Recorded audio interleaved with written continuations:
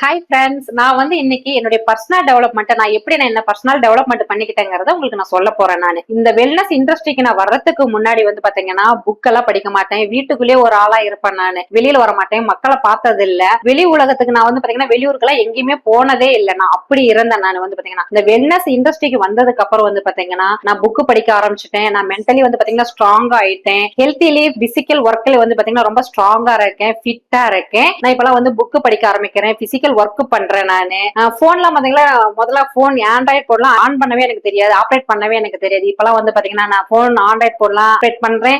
Daily ஒரு video பாத்தீங்கன்னா என்ன பத்தி பர்சனலா நான் பாத்தீங்கன்னாக்கா வீடியோ அப்டேட் பண்ணிக்கிட்டு இருக்கேன்.